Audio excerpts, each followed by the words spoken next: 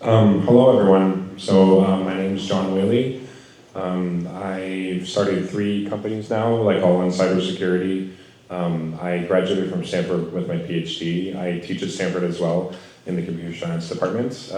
Most recently, I taught a class about building applications using large language models. That was actually, I think that class filled up faster than any other class I've ever seen at Stanford. So it's certainly a very hot topic area. And then in addition to that, I started a accelerator program called Inception Studio about 18 months ago for AI native founders who are looking to start their next thing, and that's been very highly successful. We had 47 companies come out of the events that we've run so far. So great to be here, and yeah, thanks for inviting me. Fabulous. Thank you. Thank you, John. Let's welcome Charles Xie for your self-introduction. Good evening, everyone. I'm Charles Xie. I'm the founder and CEO at HYSTA, which is a vector database company.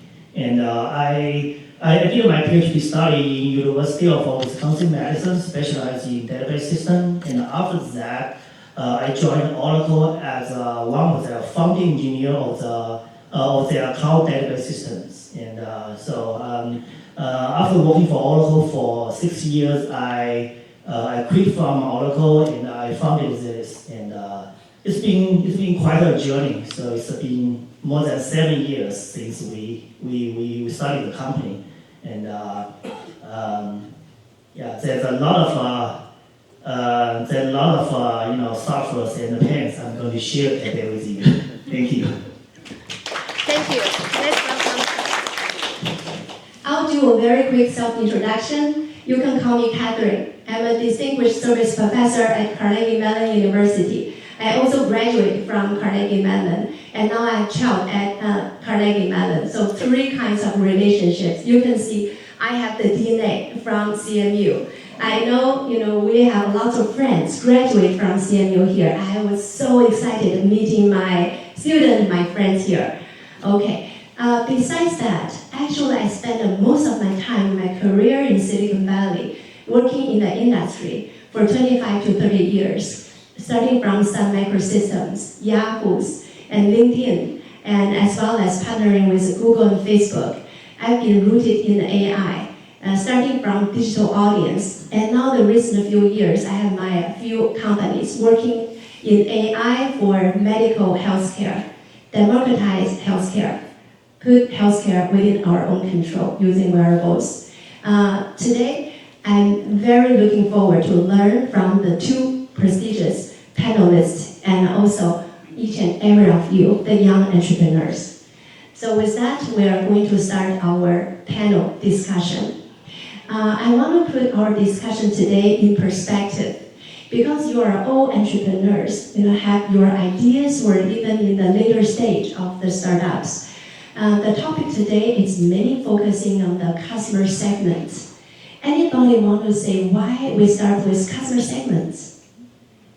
Because this is a close conversation, we can make it more interactive. Why we start with customer segments, but not revenue and profit. That's the business bottom line. We always say, yeah, you have to create value for a segment of customer first before capturing it. Exactly. Customer-centric design. Very important. Product marketing fit. All what we do, the hard work, is for whom, right? So that's very important. So after we have a customer segment discussion, we're going to move on to the value proposition. That means what kind of product and services we want to offer so we can fit the market in a very sustainable way and you can earn a profit and help the customers. So this is a thinking process for today. In between, you are going to hear some other components. You may recall, in the business model, how do you deliver the product and value to your identified customers? That's via channels, right? And also, how do you provide your product and services? You are going to have activities. You are going to have resources and a cost involved. So this is a full landscape. Do not limit our conversation just for a particular component in this value proposition chain, in this business model. So feel free, whatever question in your mind, please feel free to bring it up. Okay. So prior to this today's meeting or the seminar, I'm fortunate to receive a list of already compiled questions from Iris, Dan, and Linda. So we are going to run through the list. I believe they really know the accelerator program, and these will be the true questions from our program. So let's get started. The first question is that why should I talk to a customer? Maybe we start from John. Yeah, I mean, it's. I think this is the biggest failure mode of early stage startups is that they have some great idea. They have some idea that they believe is great, and they actually go and start to build it, but they never actually validate that it's actually solving a real customer need. And because it's, I think especially engineers are not used to talking to customers, and so and it's something that when I think about this, I think about it in terms of what's the bet that you're making, when you're kind of making this startup, and what is the biggest risk of there's some core assumption that you're making that is going to make your company successful, whereas other ones were not, right? And and then if you're not able to validate that assumption, then you just keep going, right? And then I mean it's like the analogy is imagine you're going rock climbing, right? And you're climbing up the side of a cliff, and you have your kind of fancy shoes, hiking shoes on. You have a helmet. You have there's a rope, there's a carabiner there, and you have your backpack and you have food and all of this stuff, right? As you're hanging there halfway off the cliff, it's well, what's the bet? What is the core assumption that you're not going to just fall down and die, right? That is, it's the rope. It's the fact that the rope is not going to break, right? And so when you're thinking about what is your kind of rope break issue for your company. There's one analogy, a long time ago, I mean, there's a company called Zappos, which is sells shoes online, right? And then in the 90s, this was before Amazon, this is around the time Amazon, people would buy books, but the big question, the big question for Zappos was that, are people willing to buy shoes online? Because at that time, nobody bought shoes online, right? And so what did they do? They didn't go and build up warehouses and inventory and an ordering system and all that type of stuff. No, what they did is they went to the store and they took a bunch of photos of shoes and then they posted them online, and then they see well, and does anyone want to buy, anyone willing to buy that shoes? Because if they're not able to de-risk that core assumption, then they're dead. I mean, the whole premise of Zappos, the company, doesn't exist, right? And so no inventory, no warehousing system, none of that stuff. You don't build any of that stuff. First, you actually have to go and the best thing to do is validate that core assumption, and validating that core assumption involves talking to customers, and you have to be able to identify something where there's a real. It's not just I think this is interesting, maybe I might want to buy it or something. There has to be something where it's such a clear burning need that you're solving for them. It's kind of you want to find the problems where it's they are on fire and you're selling a bucket of water, and they are you can sell them the bucket of water, right? You want to find some type of situation that's like that, and the only way to know about that is to actually talk, is to actually validate this by talking with customers. Exactly. That's a very good point. Actually, it resonated with me quite a lot. When I first became a product manager 15 years back, my first advice from my VP is, Catherine, although your opinion sounds interesting, but it doesn't matter. You have to go outside your office and talk to the customer. Thank you so much for bringing this up. So before we move on to Charles, I want to have a quick show of hands, everybody. How many of you came from a STEM background? I think our STEM people background dominant, right? This this room, how many of you come from a business background? Very good. I love to see this combination. I want to see different perspective. I came from STEM background, but the last 15 years, it made me think even deeper and go broader. Customer is the key, right? So now let's introduce Charles and hear his perspective, especially his startup, Xie. It's mainly focusing on the vector database. Seemingly, it's a back-end technology oriented, but still, customer is essential. Let's hear different perspective from Charles.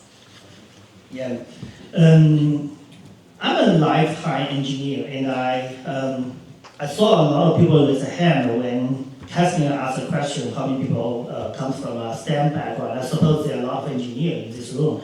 So I just want to share another perspective from as an engineer.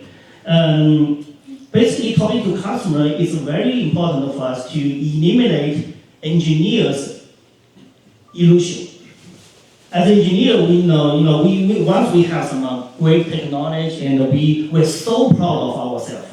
We are the best in the world.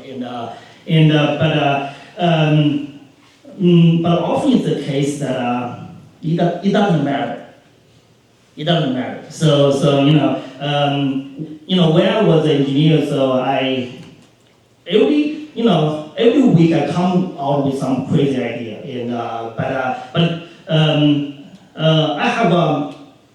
I have always have to hold back,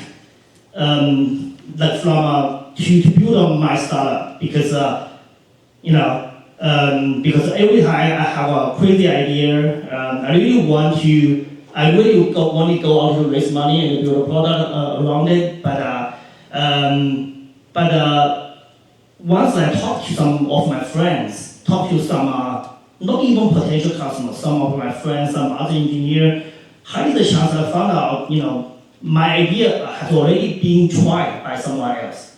And someone already proves, this is not working or nobody needs it. And so I think, we almost made this mistake in the very beginning when we started Xie. So at Xie,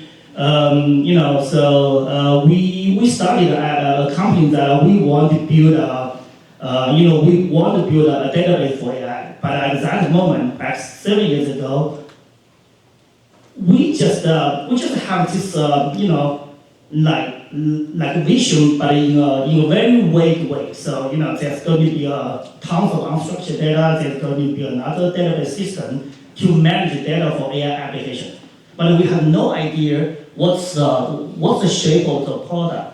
And so we think a lot. But finally, our solution is that how about we just open source it?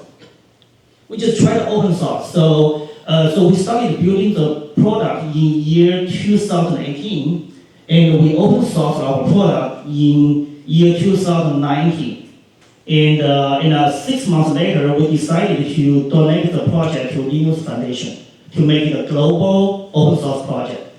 And so it was very tough in the very beginning. So it took us 3 months to find the first, not even customer, it's the first user, and it's a developer. So and then we keep working because it's open source, and we open source on GitHub, and everyone can access it.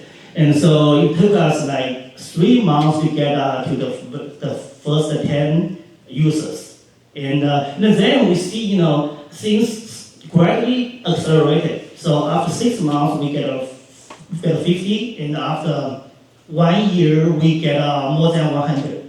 And so I think so we mentioned about talking to the customer, but if we are working on a technical product, I think I really believe that talking is easy. So I know that there are a lot of ways we can engage customers. So focus group, in surveys, but But what we found out is that by talking to people, and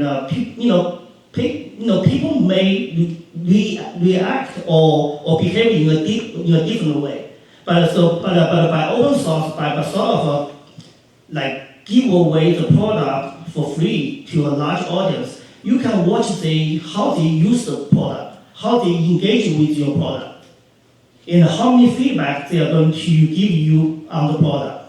And if there are any bugs, any issues, or any new feature requests, they really want it. So so by open source, we not only grow the community, but we collect a lot of feedback from the community. So and also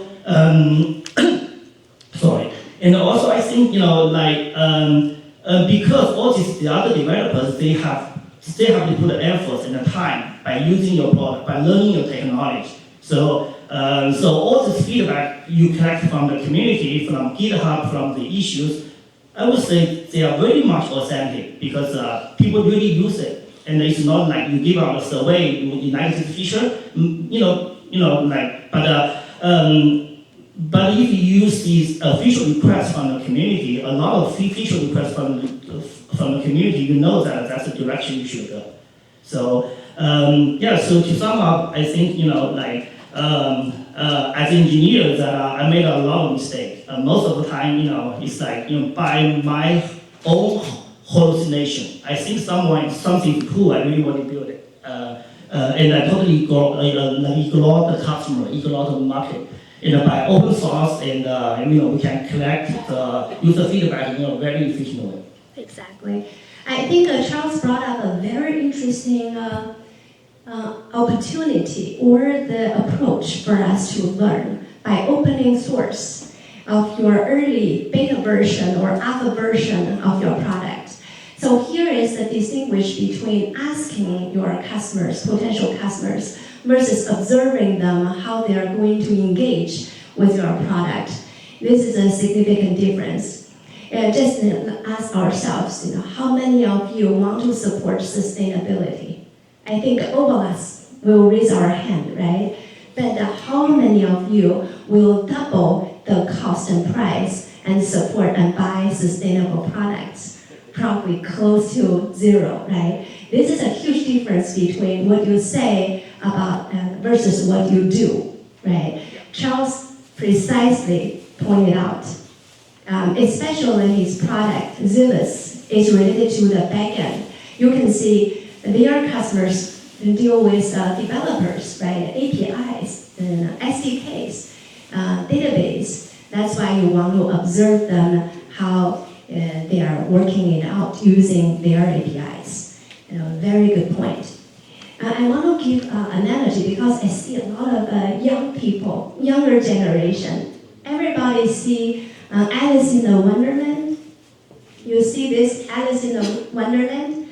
The reason I want to bring it up is that there's a famous scene, in this Wonderland. Alice once, she was lost in the forest, couldn't figure out which way to go in the center of the forest. She met a cat and asked the cat, "Where shall we go? Where shall I go?" Right? I'm lost. The cat thought for a second and asked Alice, "It really doesn't matter where you go. Where you want to reach, where is your destination? If you do not know that, it doesn't matter how fast you go and where you are going." Same as customer segments, right? If you do not know whom you serve to, by definition of whom you serve to, it's not just that. It really means what's the exact pain point, what exact gain you want to offer to your customer. We have to know this, the pain and the gain, totally understand it, how to segment our customers. Then we can start building our own.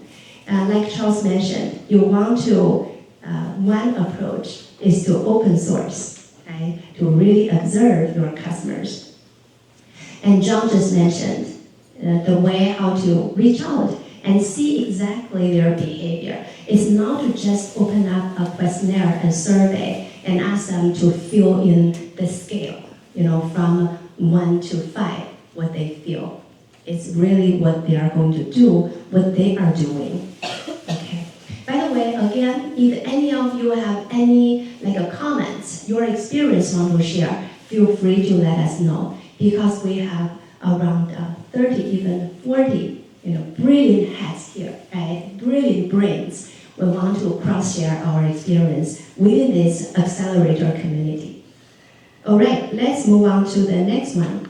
The next question is deeper in the customer and user discovery. How should I find those users? At the very beginning, when the product hasn't got a hit yet, I don't have a customer, a user. I don't even have a product. How can I find out whom to talk to? John, would you like to chime in? Yeah, this usually takes a lot of time, and it takes a lot of iterations, right?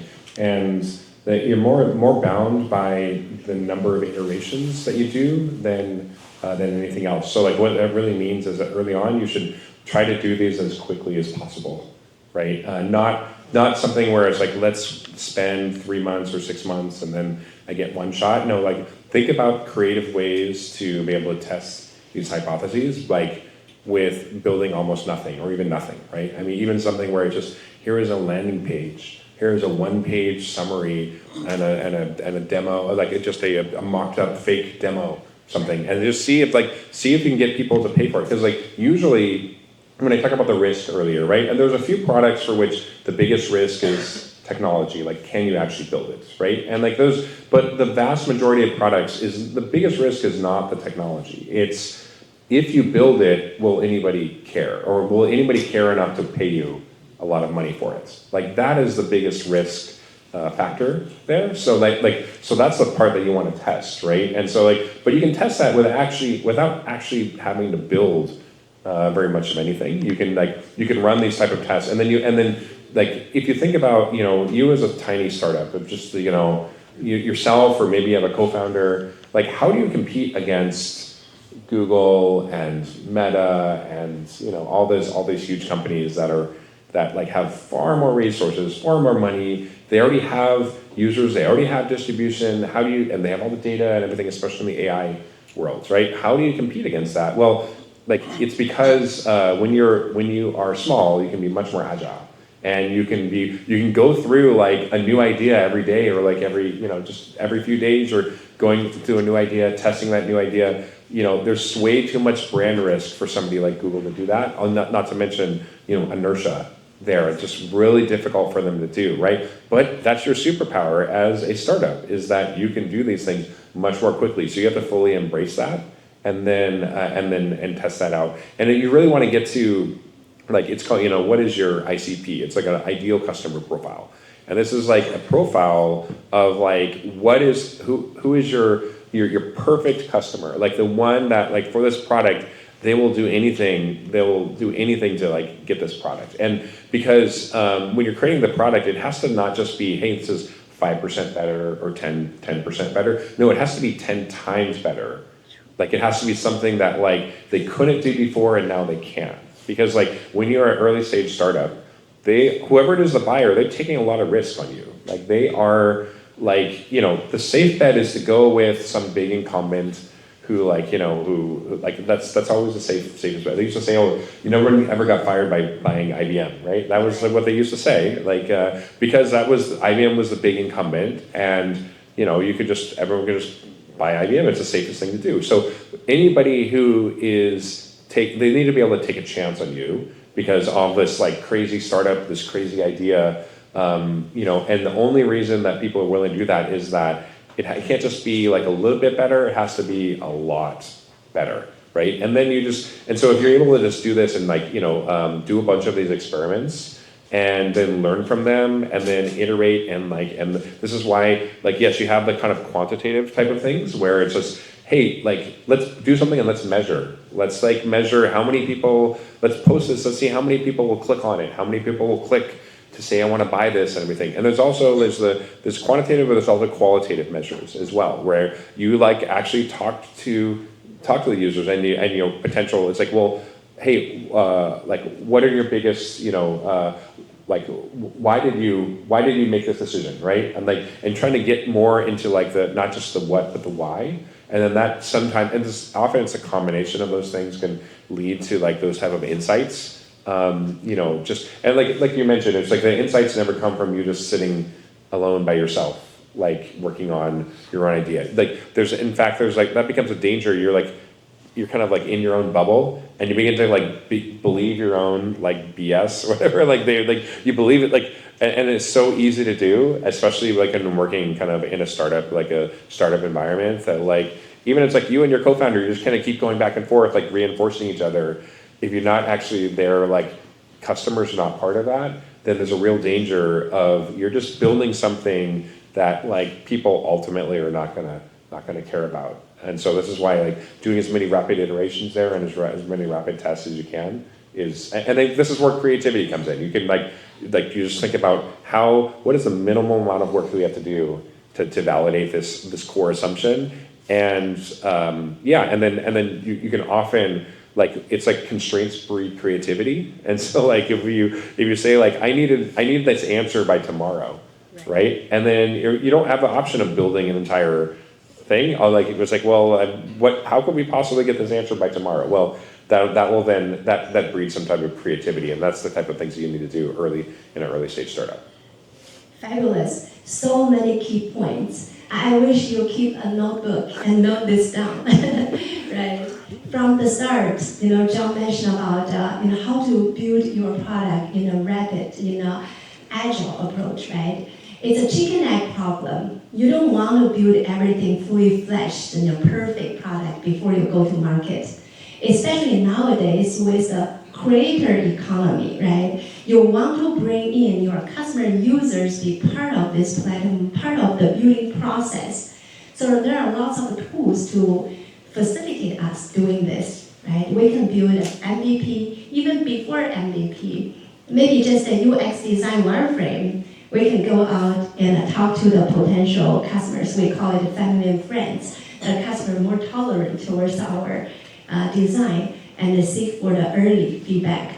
That's the key. And also, John mentioned about how to quantitatively and qualitatively measure the product market fit. Very important. 10 times, right? It's not like we cannot argue with our customers. That's the golden rule. We can never argue and say, our product definitely is better than our competitors. We need to have the empathy, putting the customer's head and think about how much better than our competitors, well established. Version 10, version 11, right? Whereas we're version 1, the customer take a significant risk, like John mentioned. Now I invite everybody to check online and see what is the first version of Oracle database. The Oracle co-founder CEO, very smart. They thought, let's sell it to market. No one want to buy version 1, right? So let's directly start with a higher version. You look it up online. And definitely not advocating for this approach. But we need to empathy our customers. We need to be significantly better than our competitors in order for them to invest on us. All right, thank you, John. Let's hear what Charles brings us, his experience.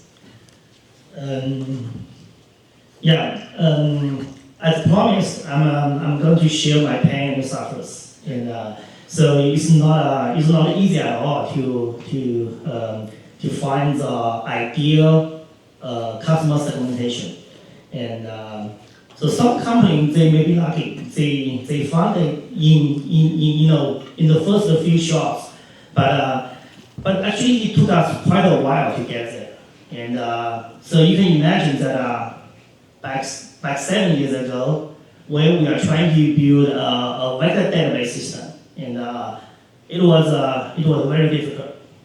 Nobody believed in us. Nobody believed in me, and it was extremely difficult for us to raise any money back 7 years ago. Even nowadays, everybody is talking about a vector database almost.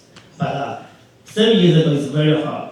And it's almost impossible for us to hire any engineers because people will think you are crazy. Charles, you work for Oracle. If you are going to build another Oracle, you get funded. You are going to write you a big check. I'm not going to join your company. But another database system?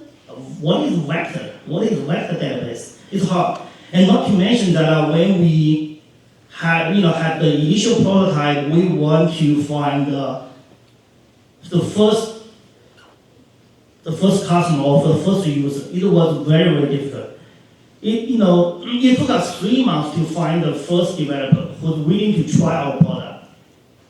But behind the scene, we will reach out to hundreds of developers in the companies. So it was difficult, but our secret weapon is that trial and error, but keep doing it. We have tried so many times, and then we get 1, and then we get 10, we get 100, and so we saw that once you get 100 early adopters, you are sort of reaching to this pivoting point, and all things we are accelerated. But before that, it's very, very tough. And so I know that there are many engineers here, and many of you may want to start your own startup. I think in a lot of books or a lot of books will say someone has a brilliant idea, has a brilliant strategy, and they have very creative go-to-market strategy. They did a growth hacking, and then it boom, and it goes up. But I would say the reality is that most entrepreneurs suffers a lot, So just be prepared if you want to build your startup or you want to release your product. It's but we have to keep trying if you believe in your idea, believe in your product. Yeah, I mean, just to reinforce that point, I think like almost all of the success stories, if you go across the line, almost any company that has been successful, you ask the founders, and there was a time in their history where they probably should have given up. Like it's like all the signs were like saying like, oh, this is not working, and like it's whatever, and like it took them a while. Like I mean, it's like Charles mentioned, like it was there's this vision of like, oh, I'm in the shower one day, and then I have this brilliant idea, and then you fast forward 10 years, and then you're ringing the bell of the IPO, right? This is not the reality. The reality is more like we set out to build a gaming company, and we end up building Slack. Like that's the actual, and so the route to success is often like very twisty and unexpected, and there's a lot of failure along the road, right? And so that also brings in another important point, like you mentioned, where is that you need to have some type of personal connection to the problem that you're trying to solve. And you have to really like want this to get solved. Like not just, hey, I think this is a great business opportunity.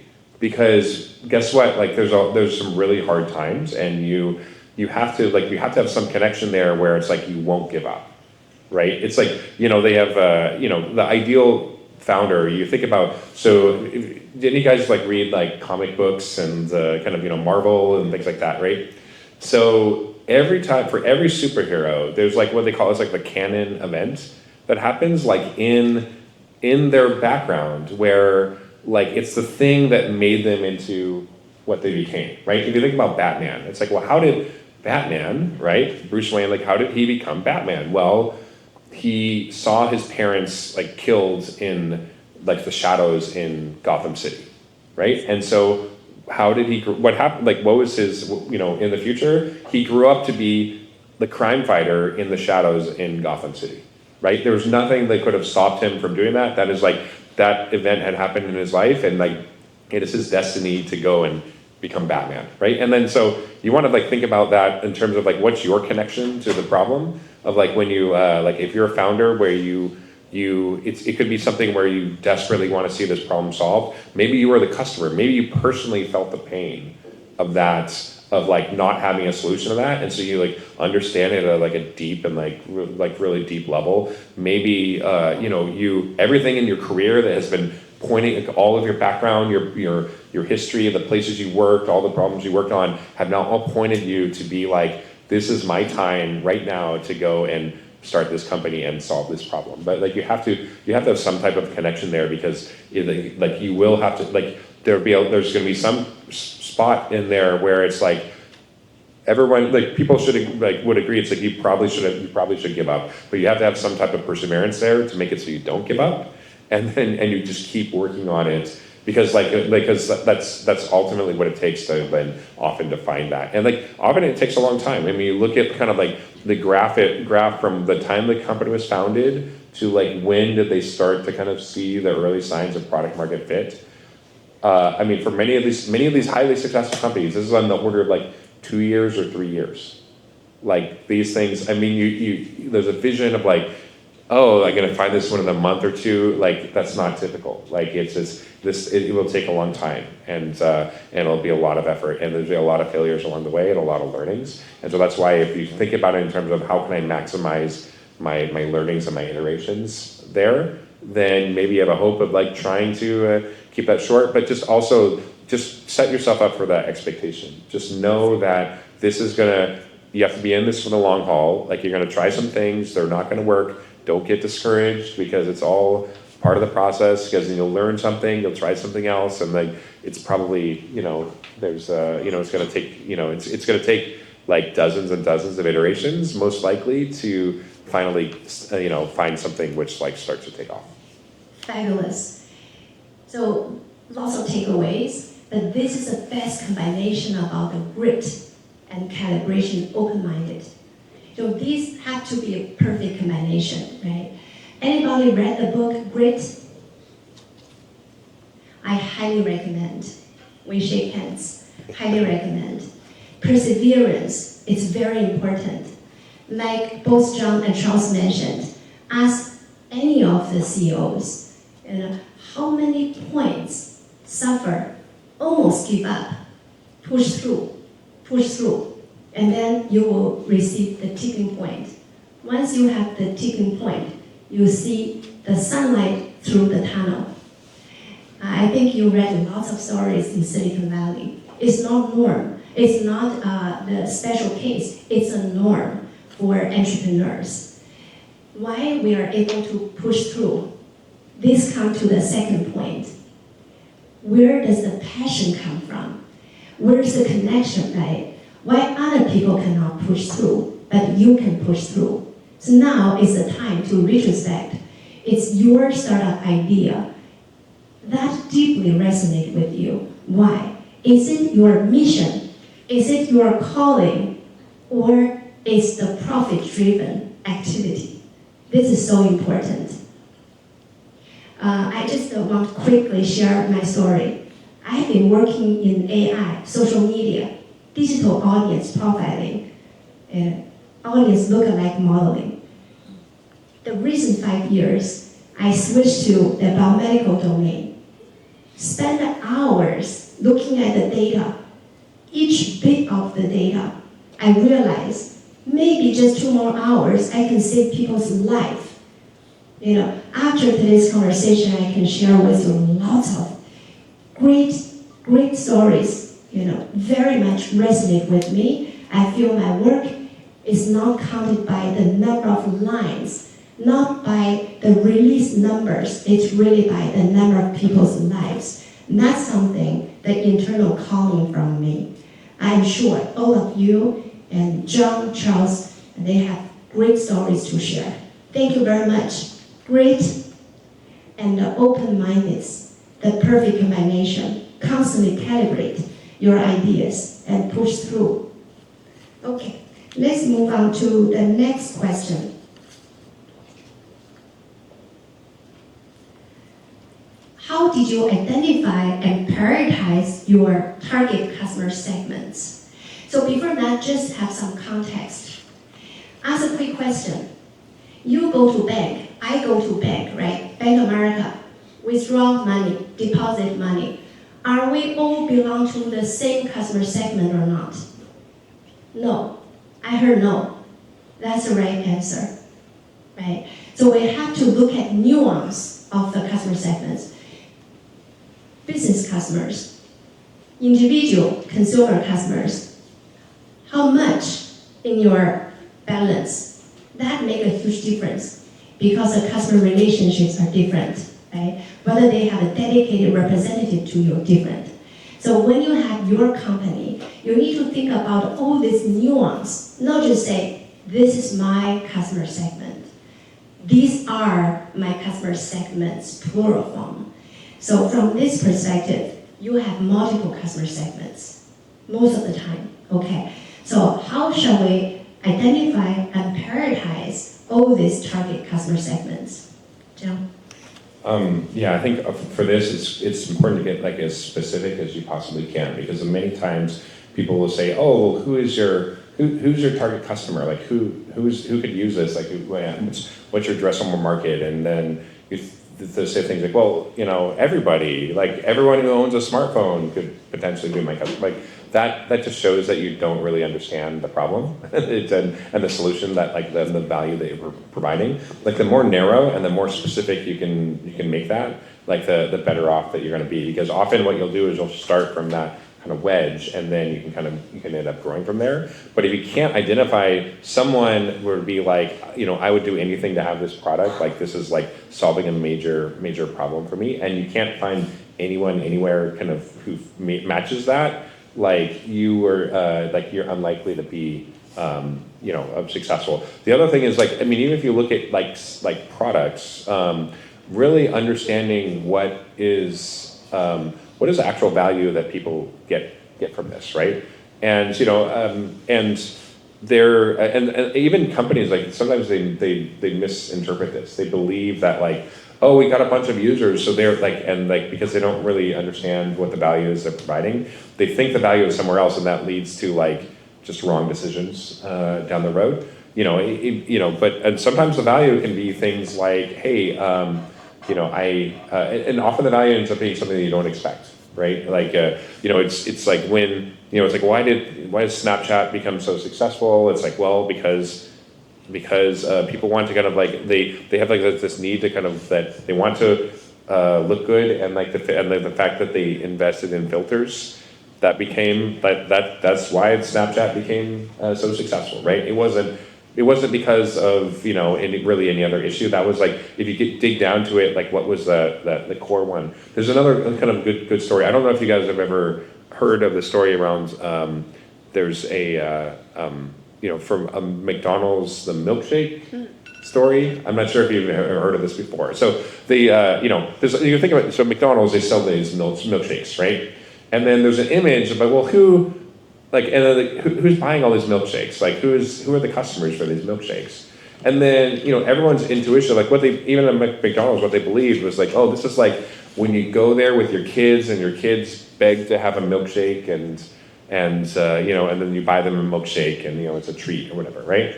That wasn't the case. The first thing they found was that most of the milkshakes were bought in the morning, which is very surprising. Like, why are people buying milkshakes? And often when they're buying them, they're buying only a milkshake, and they're not buying any other food. And it's like, well, what's going on there?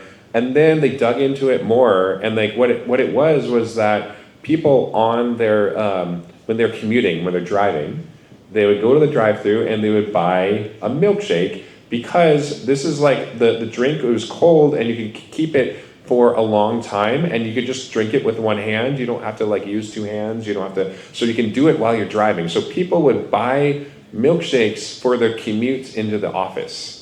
And it's kind of, it's sweet to kind of like give you a pick me up or whatever in the morning. So people would buy these milkshakes in the morning. This was and like even at McDonald's, they didn't realize this until they actually kind of dug into it. And like, this is, what was happening. And so this was like, and so the actual value there was, they actually, they didn't want, they want, like the reason they got the milkshake was because it took a long time to drink. So it would last all the way until they got into the office.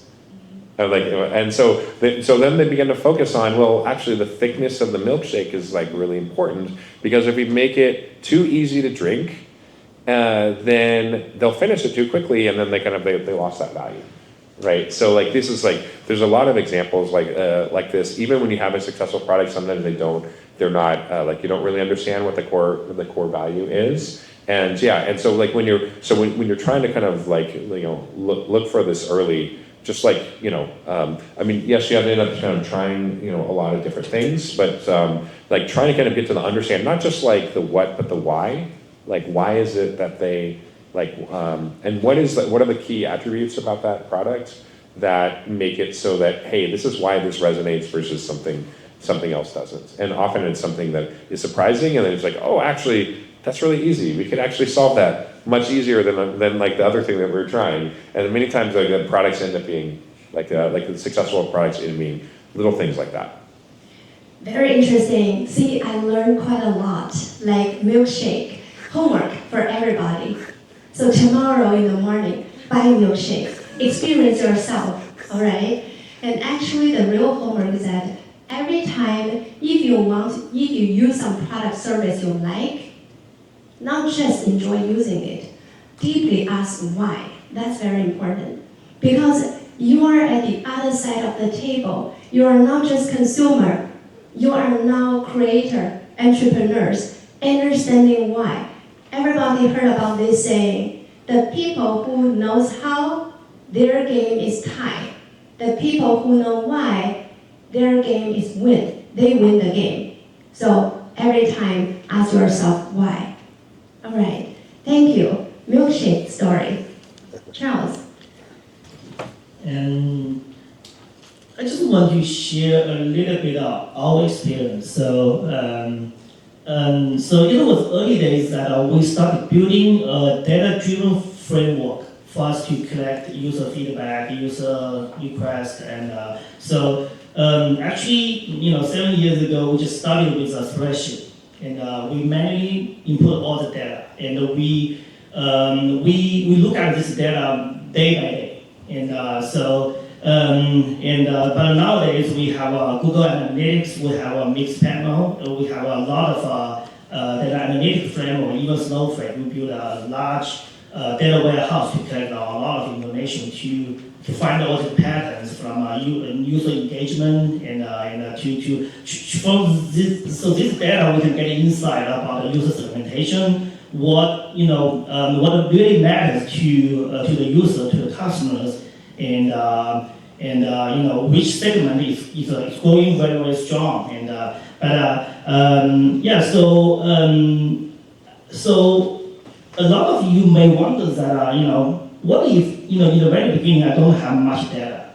So as John just mentioned, we just have to be creative to reach out to people and also try out but once we did this experiment, keep in mind to collect the data. So so we have made this mistake in the early days. So we talked to a lot of developers. We visited a lot of companies and potential users. But at that moment we don't have any system like a HubSpot, CRM system to put all this data in. So that was a huge mistake, and because at that moment we trying to think we are smart. We can memorize every single conversation, every details, and it works in the very beginning when you work with as a very small group, like less than 5 people, and then if you go beyond 5 people, you will find out it won't work out. You will have a lot of hallucinations. So even you get to the same meeting, so this is not a joke. some engineers, they think, like the customer, like prefer this feature, and you insist that, no, they didn't say that, and so that's why I really think that, even you get a small amount of data, you need to build a system. The system can be as simple as a spreadsheet, but keep everything in the system, and then you can trace back, and so data-driven is our approach. Very good. Data-driven, let's not just put that in a small context. We are in the AI era, right? And you are digital and native generation. So every time when you start a venture, you want to think about the data first. Data is the DNA. Data is the gold. You are doing the gold mining. Any of the companies, big and small, have to specialize on data. Even Alibaba mentioned about who we are, right? We do not own each and every store, but we own the data.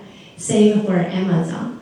Really, our personal takeaway is that from day one, you start building analytics.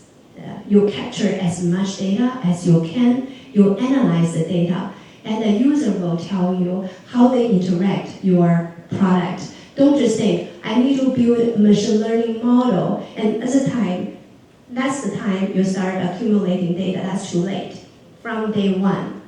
I tell you a real story. While I was working at LinkedIn, we respect the data from the beginning. At least our group, I drove the relevancy team working on the AI side. So each and every big, small release, we have to integrate with the latest version of Apple Analytics APIs. One interesting story is that we rely on so much, but the one thing I overlooked is their release plan. So we already have the global PRs to the market, line up the release, different markets. But then we realize Apple will have their analytic API release, a few weeks before us, and that's not backward compatible. I think most of you come from the STEM background. What does it mean? It means that we have to push away our vacation plan, push away any of the other, release plan, and continue working on it. Because our priority is that data analytic, it's a must. It's not a nice to have. Data-driven, it's a must. By the way, when we say, we have 3 different sayings, if you pay attention. Data-driven, data-guided, data awareness. So different company have a different culture. Just keep an eye on it. It has a very big implication, between across these 3. All right. But the data is part of your product DNA. It has to be built from day one. Yeah, I mean, just to quickly add to that, because now we're in the era of generative AI, and then you have like these amazing models like GPT-4, GPT-4o, and many of these other ones. Guess what? Like they have all these amazing capabilities, but those are trained on the entire internet and every book that's ever been written, those type of things. So if your business can easily be, or product can easily be replaced by a prompt with generative AI, like one of those systems, it will be. And then they're gonna say, well, why would I use you? I can just like go ask ChatGPT or whatever, right? And so the way out of that is that you have unique data and which it's not part of those huge models that go and crawl everything, right? That's the only hope for the sustainable edge that you have. And so it's really worthwhile to be thoughtful about how am I going to not only maintain that edge, but then over time, as through the usage of the product, increase in usage, increase of users, that data moat that you have will just increase, right? Because you want to find those type of problems where not only I have a data set right now, but I have an ongoing stream of data that will give me a huge advantage compared to not only other startups, but the foundation model companies as well. Exactly. So data, streaming data, continuous data, is the entry barrier, to your product. It's not just on the platform and your code. That's not it. Data is the core. I also talk to lots of younger generations or entrepreneurs, right? They have their blueprint, they have their design. Sometimes, occasionally I heard, they said, we are going to integrate with big players like Amazon. We are going to get their data so that we can build this algorithm. Like John and Charles mentioned at the beginning, you want to validate, right? In this case, Amazon, maybe your customers, maybe your partners, are they willing to give away their premium data? Smart people, they know what's the value it implies about the data. So this assumption has to be validated from day one. Data, premium data is essential. Okay. Again, if you have any questions or have any your own thoughts want to share with everybody, please feel free to chime in. And we're going to move on to growing need. Okay. Who should we talk to at the different company stages? How often shall I talk to them? Assuming you already built maybe the 0.1 version or version 1, that you want to be continually successful, sustainably successful in this market.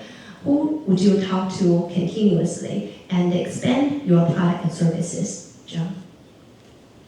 Yeah, I can go quickly. Just so in the early stages of the product, you want to talk to people who are going to give you the kind of that feedback as quickly as possible, which usually means kind of smaller or more nimble organizations, people who can make kind of decisions quickly. I see oftentimes, hey, I'm a startup. Hey, we're talking to this huge Fortune 500 company, and guess what? Their sales cycles are 18 months, and they take forever to make any decision, and they're not going to give you good feedback, right? Versus, let me go and talk to a much smaller organization who can, I'm talking directly to the founder or the developer or whatever it is. I can get instant feedback. I can pivot and respond there more quickly. And the other thing to think about is that, it's kind of like, if you ever gone fishing, right?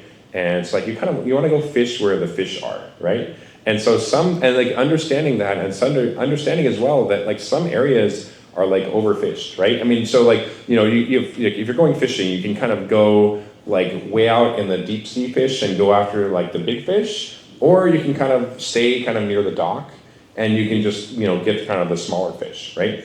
And then so when you're thinking about those especially those early customers, think about where is it going to be easiest? Where's the fishing the easiest, right? Because if you go out far away from the coast, guess what? It's going to take you a long time to get there and back. There's a lot of other fishermen out there who are trying to catch the same fish, right? Versus you go kind of right next to the dock and there's all these fish. In fact, they're all jumping in the boat. You don't even have to do anything. They're just they're coming in already, right? Those sometimes the strategy, and sometimes it's better to have that type of strategy where kind of fish where the fish are, and then and sometimes many times it's the fish are in places where it's in smaller organizations that can move much more quickly. Exactly. Yeah. Very good point. Charles, you want to chime in? Yeah, I just want to echo what John just shared. So in the early days that we released our commercialized product, so we were being reached out by one of the largest telecom companies in the world, and one of the largest banks in North America. And the team gets so excited. Okay, they told us they're going to sign a multi-million deal with us. So actually we made a mistake. We spent 3 months with them. They send you a lot of questionnaire, to go through this pre-screening process, like security, compliance, and they even ask, who are you investor, who are you vendors, things like that. And so we did that, and then another long list of questionnaire about how you can connect it to our internal security system. and how you do this authentication and a long list. And so after 6 months, we just get so frustrated. We just think that we should stop doing that before they start up the company. You know, so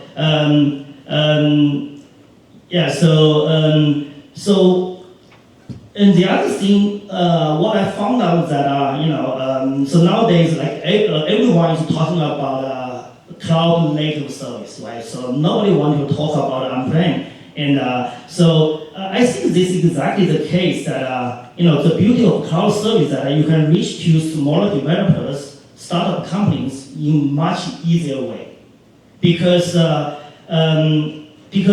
most of the trouble you want to work with the smaller developers, smaller companies that you don't know where they are. But all this cloud platform, like AWS, GCP, they provide you a perfect distribution channel with minimal effort. You just put your product in the marketplace, and someone we discover it online, and someone can put their credit card and they can try, or you can just offer a free trial to use the PLG motion. But that's just my 2 cents to share. Very good. I just want to summarize and provide my personal experience here. So when you launch your product service to the market, there's really a great strategy around it. You definitely want to understand the difference between the different markets in terms of the privacy, the regulation, the market cost, as well as the tolerance of the users in that market, right? Have you ever heard about launching the product and service to the Asian market, South American market, before coming here and launch to America? Have you ever heard about first launch your product in your campus, right, on campus, university? Facebook. Yes, exactly. And within your family and friends, and then you expand it, right? There are lots of strategies. It's not a random, where you launch it, like fishing. You want to really strategically think about it. It's a risk assessment as well as assessment of your competitive edge, and then make a decision. Multidimensional thinking. So if any of you already launched the initial version of your product and service to the market, feel free, to chime in and see your experience. Because you may not want to launch to the very big prestigious customer without any testimonial, without any record in the customers, right? You want to gain the traction and come back. It's just like your job interview process. The very first interview, are you going to submit to NVIDIA, to Google? You may want to submit to some companies, right? And give it a try, brush up, right? And accumulate your experience. Same thing here, right? There's a strategy, go to market. Very good.